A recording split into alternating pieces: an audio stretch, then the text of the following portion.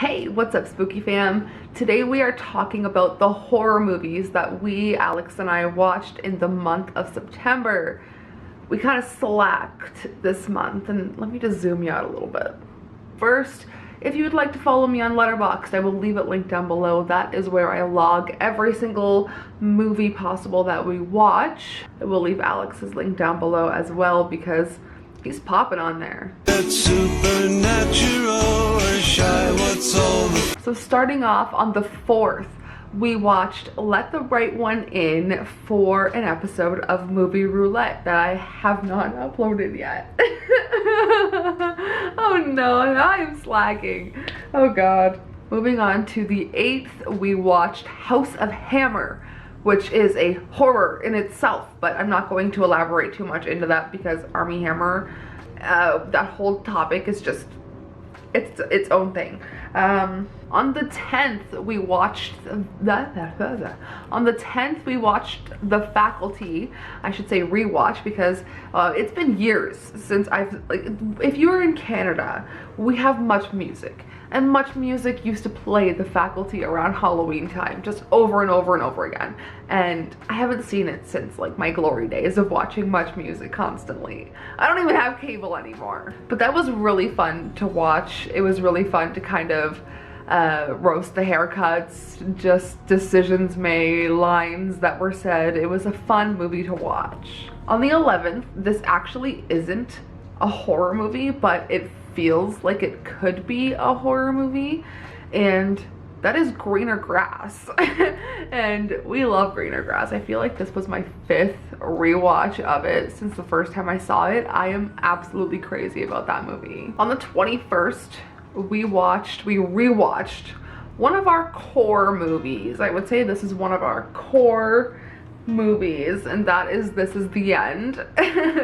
I would say it's more of an apocalyptic horror comedy with some of our favorite familiar faces, and I feel like this is one of the most quotable and probably one of the funniest movies to come out in the past like 15 years. On the 23rd, we completed why can I not speak today? We completed the 3-part episode series, God, Sins of Our Mother, about Lori and Charles Vallow, a sick pair. And if you guys haven't caught up on that case, it is very sad. I always talk about Morbid, a true crime podcast, and they covered that case like as it was happening and as it was going down.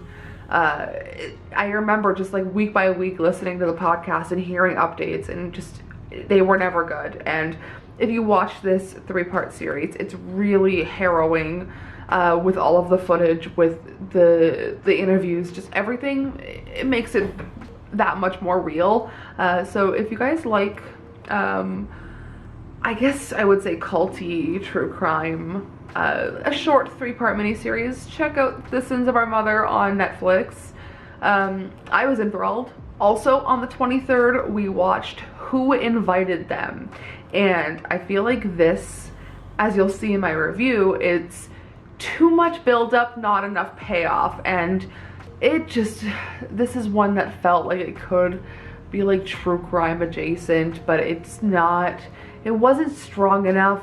It could have been a little weirder, it could have been a little shorter, just, I don't know, it wasn't up my alley, and I didn't vibe with it. Another one I'm a little confused still about my review. On the 24th, we watched Speak No Evil, which has been quite popular in the horror community, and a lot of people, I feel, are saying this is one of the more disturbing movies, and I feel like this is another one that had too much build up, too much dialogue, with the payoff that felt like it was only half deserved, I guess, in the end, because we got what we wanted, but we waited so damn long to get there with nothing in between. Just like so much dread, so much not in a good way.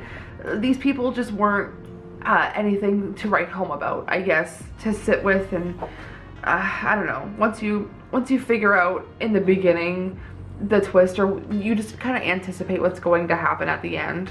So I don't know. I feel like this one was very mid for me. And then also on the 24th, we watched Bodies, Bodies, Bodies. Finally, I feel like this one took forever to see.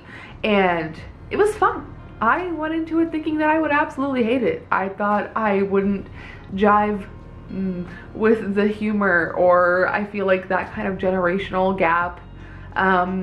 But you know what? I had a lot of fun with it. I guess when I'm saying generational gap, it just feels like it was more targeted towards, I'm a millennial and I am tired and I am not out here partying and doing acid and doing drugs and I don't know, doing whatever.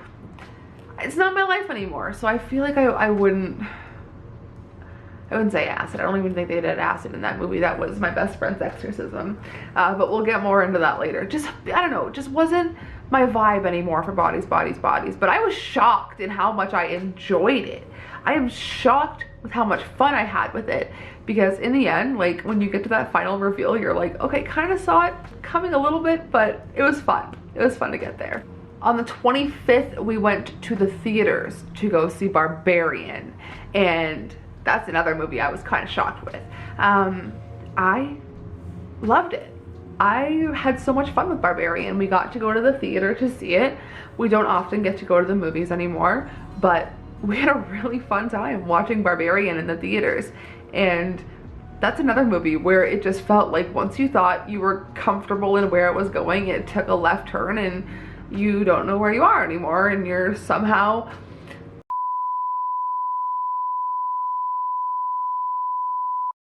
not gonna spoil it. On the 27th, The Munsters premiered, and I feel like I am in the minority of people who really loved Rob Zombie's Munsters.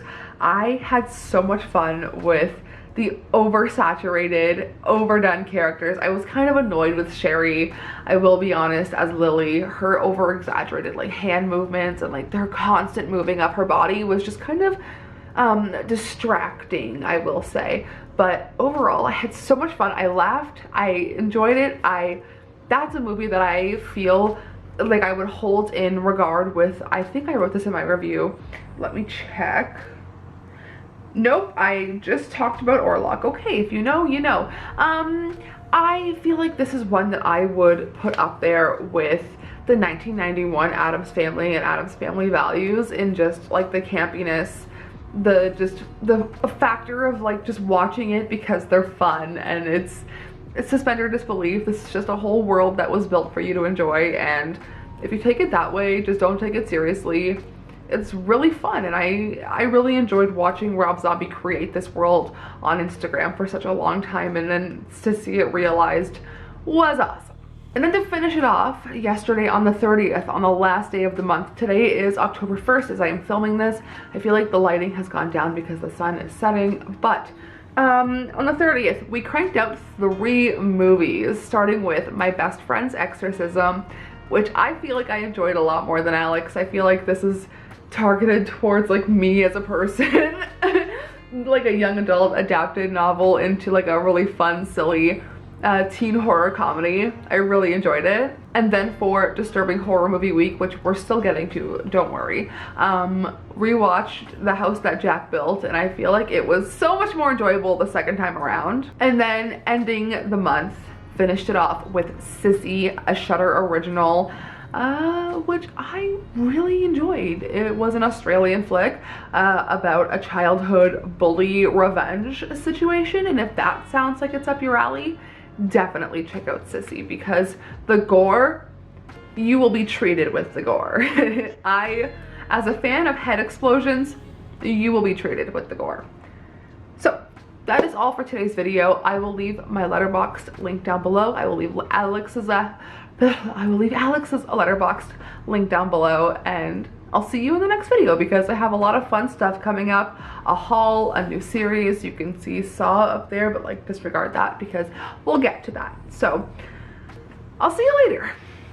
Sayonara, Spooky fam.